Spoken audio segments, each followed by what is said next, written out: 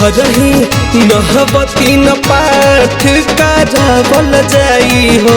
तो घर ही नहबती न पाठ करावल जाई हो।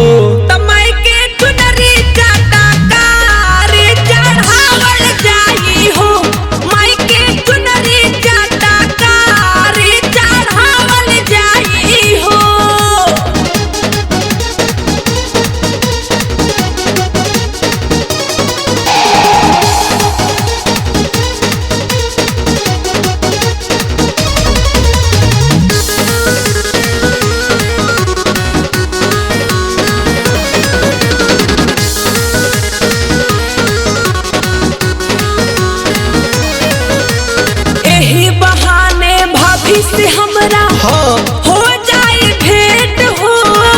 चढ़ते दशहरा बढ़ल फालावा के रेट हो। एही बहाने भाभी से हमरा हो जाए भेंट हो। चढ़ते दशहरा बढ़ल फालावा के रेट हो।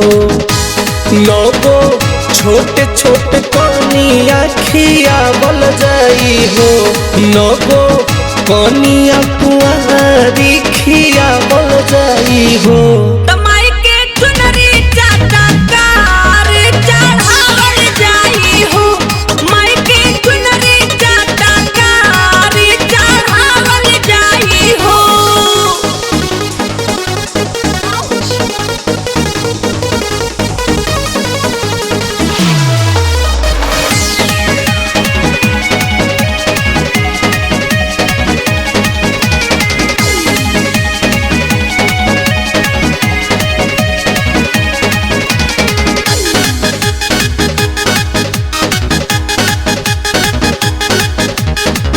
दुख हरि है माई पूनम छोटू नंद किशोर के।